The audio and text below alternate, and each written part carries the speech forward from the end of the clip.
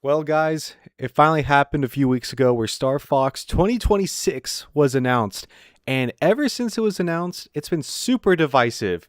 It's still talked about, and to this day, with so many videos I see recommended on my feed, where it got to the point where I kind of wanted to throw my hat in the ring. And honestly, people are upset about two things: the visuals, about the more realistic approach of Fox McCloud and his team looking more realistic. And the other, of course, is the fourth remake to Star Fox. And I'm not going to lie, guys, I think it's the fourth remake we actually need.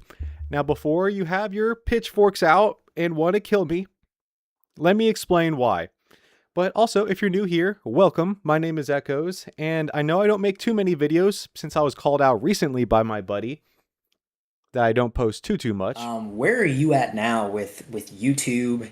Maybe what are your plans with YouTube? I know you're kind of like you take some breaks, then you come back. You've recently came back and made some more content. But where are you at? I'm just curious. I'm going to try to get back into that rhythm in trying to post a lot more. So if you like what you see, definitely click that subscribe button. Now let's start with the realistic design. Honestly, when I first saw it, I was completely shocked and was kind of off-put by how they looked. But after really thinking about it and seeing them more and more with the trailer, I actually kind of grew to me. I actually kind of like the designs now, where Star Fox has been remade so many times with the same kind of artistic, cartoonish style that I think after remaking the game so many times, they needed something new. And with the Switch 2 as well, it needed a title that really showed off the graphical power of the Switch 2. Donkey Kong Bonanza had that kind of aspect where it's like, oh, it was super pretty, but it was really mainly just showing how many things could happen on the screen at once with the destruction of that game. But it wasn't as pretty as a showcase that the Switch 2 really needed, in my opinion, where Star Fox can fill that itch. Ever since Star Fox was a series, it's been known as that video game to show what the console can do. Whether it was what the very first Star Fox showing the SNES what it was capable of with polygons moving, 3D polygons, to the 64 showing what really the 64 was capable of, other than when it kind of lagged in performance once in a while. But it was a graphical showcase. And that's what the Switch 2 really needs. And after seeing the trailer, this game looks absolutely beautiful. Every single scene I saw, even during the little training sections, it looks super beautiful. And I think this is what it really needed. Because the real last remake we had of just 64 was the 3DS. And I love Star Fox 64, but I've been really wanting that real home console feel, not the portable way. So I'm really excited for this title to come out just so I can play it on nice HD 4K TV, stuff like that. Where I didn't really get a chance to play Star Fox Zero, and I didn't really understand that that was already another retelling of the original, but I also saw that it was based on motion controls, and that was not for me. So I didn't really pick it up because also I didn't have a Wii U. And while we're on that topic, let's go ahead and dive into why we needed this fourth remake, right?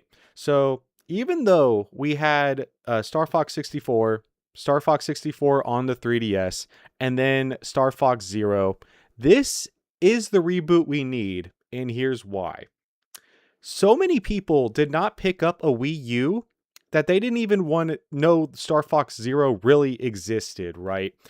And I was also in that niche.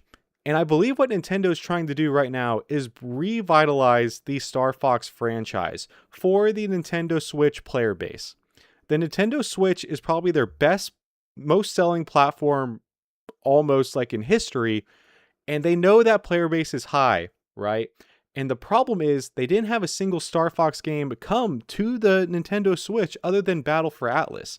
So you have this giant player base that never has experienced a Star Fox game. And we haven't had a Star Fox game, I believe, in 10 years before the original Switch, probably 12 or 13 years ago. I don't know the date Zero came out.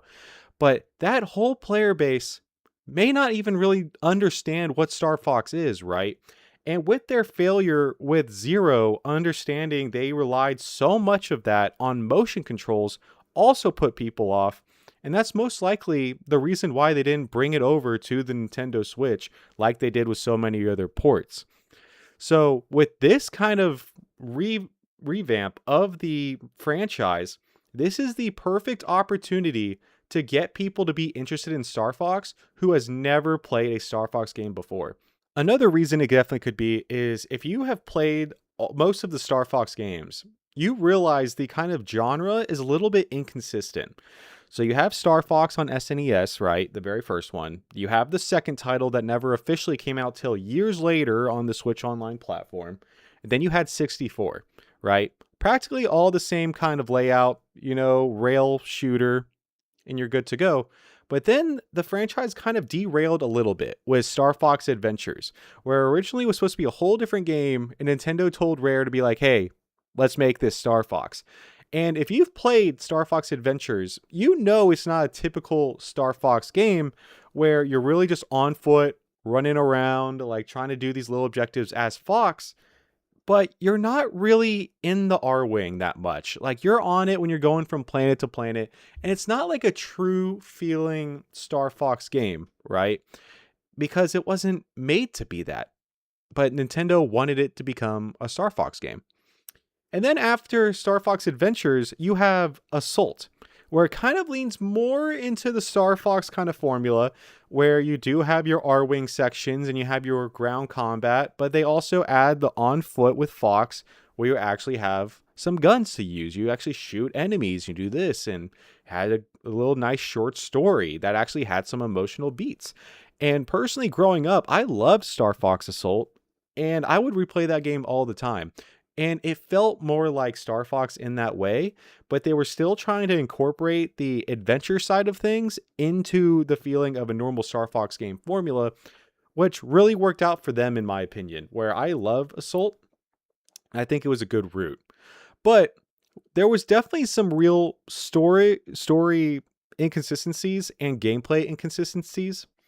And this happened so long ago where that's when they were like, hey, the story and the gameplay elements don't really mesh together that we're trying.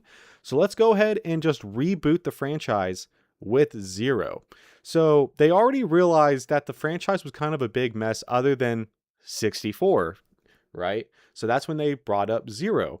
And with Zero being a big failure for them, being on one of their failed consoles, the Wii U, and didn't have that much of a player base, and the fans also didn't like it with the motion controls, Star Fox went dormant. And that's essentially why. I think Star Fox had this identity crisis, right? So with the Super Mario Galaxy movie introducing Fox and showing this new game, it's the perfect timing to have a re-release to show off the Switch 2 platform, get people into Star Fox with the original because they know the formula works with Star Fox 64, and get people interested.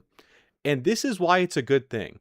If there's enough people with the Switch 2 that purchases this game and has interest in Star Fox, and this will show Nintendo that people are interested in Star Fox again. And this will have a leap to where, hey, people are interested in Star Fox again. Let's continue with the franchise. And then we will get our new Star Fox games where they can learn with what people like if this game does well, and then incorporate it into new games, possible new elements that we haven't seen before that kind of sticks to the Star Fox roots, right? And it'll be a good stepping point for the franchise to keep going. Essentially, what I think of it as the Metroid Dread for Star Fox. Metroid Dread finally came out. That was their highest selling Metroid game.